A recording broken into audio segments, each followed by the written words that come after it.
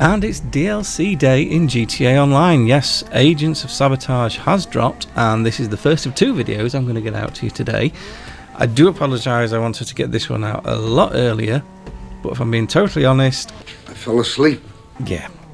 So I'm wide awake now, and I recorded these laps earlier just to get this review out nice and quickly, and we're starting with the new Banshee. I'm assuming that's where all of you want me to start.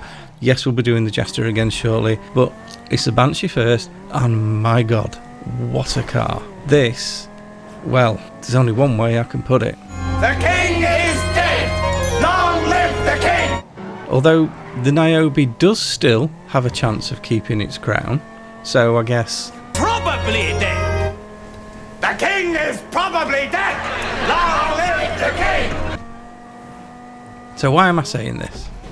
Well, what you're looking at here is a completely unupgraded version. Yep, that's right. I'm doing a lap with no upgrades whatsoever. So this is stock, straight as it was delivered, and straight out of the box. This thing is so good, I'm almost tempted not to put any upgrades on it.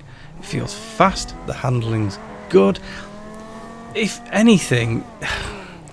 Let's start with the negatives. There are two negatives. One of them's tiny, one of them's fairly big, actually. The handling is brilliant. However, it is a tiny little bit dull on the turning. Not so much that it makes it bad to drive. It's just noticeable. However, that all works out in the second half of this video, as you'll see. But on the whole, this thing's brilliant. It looks good. It's got good customization. As you can see, you've got quite a lot of options for bonnets. I think I go for the standard scoop, yeah. It's got a nice range of customization. The only part of the customization I didn't like were the spoilers. I think most of them look a little bit daft, just too big. I did like those new wing mirrors. I've not seen those on any of the other cars though, the wing mirrors mounted on the fenders at the front. I think that's quite a nice touch. But all in all, I think this is a great car to customise. I think I need to go back and change mine, because as you'll see at the end, I've done it all one colour, and I think I need to go back and add the black panel in at the back, but I will do that later. It's one of a handful of cars where I've kept the original wheels, because they're just gorgeous. They really suit the car. I've no intention of changing those. And colour-wise, I fancied a red. I know a lot of these are doing it blue with the white stripes, which does look good, but to me, this car is screaming for a really nice red.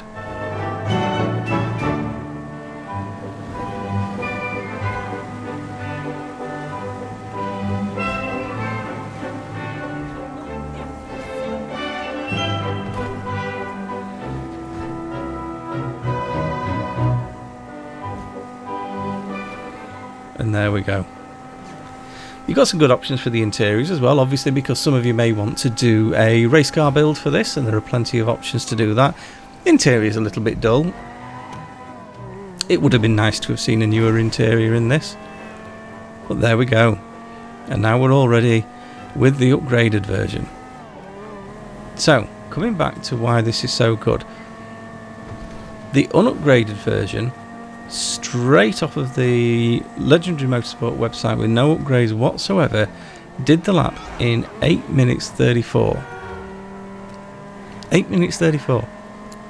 That's faster than some of the, admittedly some of the slower HSW vehicles, but that's faster than some of the slower HSW vehicles managed with full upgrades.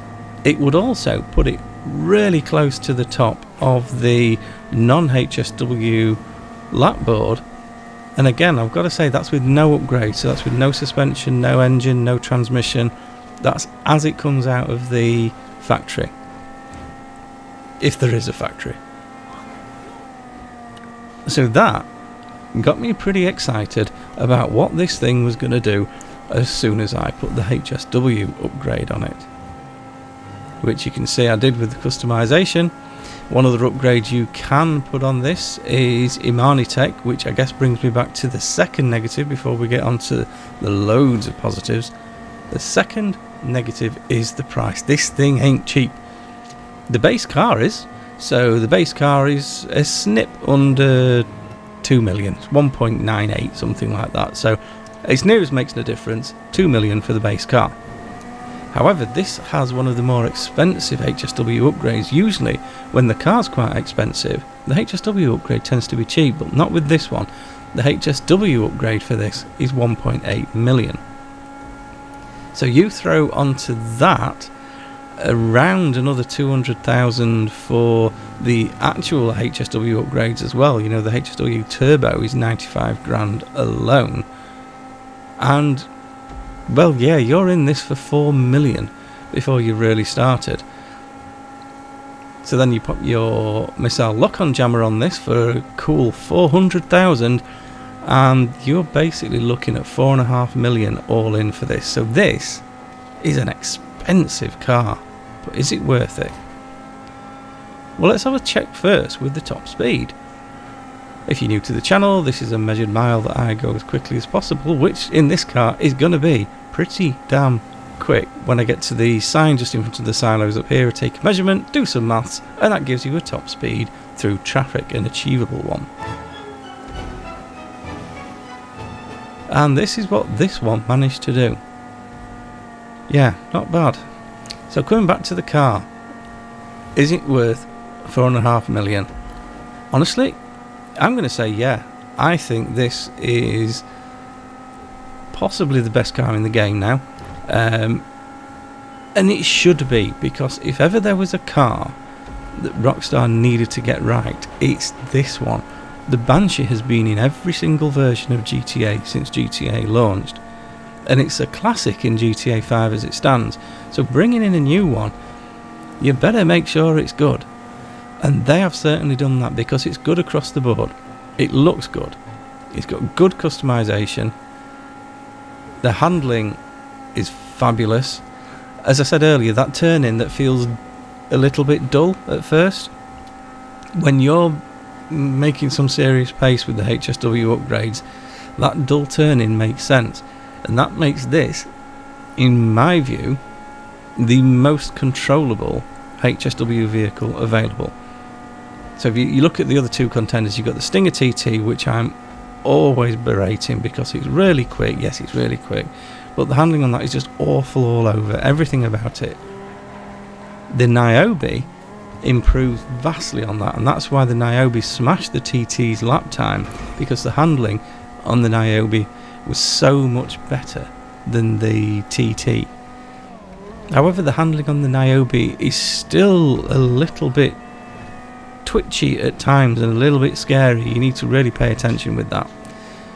With this, it feels so much calmer. I'm not going to say doing a fast lap in the HSW version of this is stress-free, because with cars that go this thick, everything comes at you so quickly, and sometimes that slightly dull turning does make it difficult to get out of the way. That's why I've really struggled to do a clean lap. I've done about 5 laps in this, and I couldn't get any of them to be clean.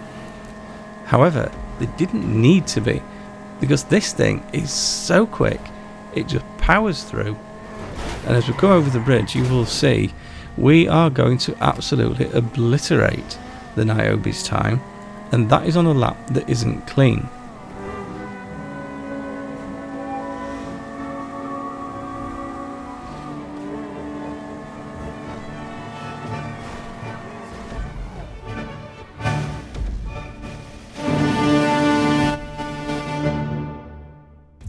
And there you go, 7:03, 7:03, and that's on a scruffy lap.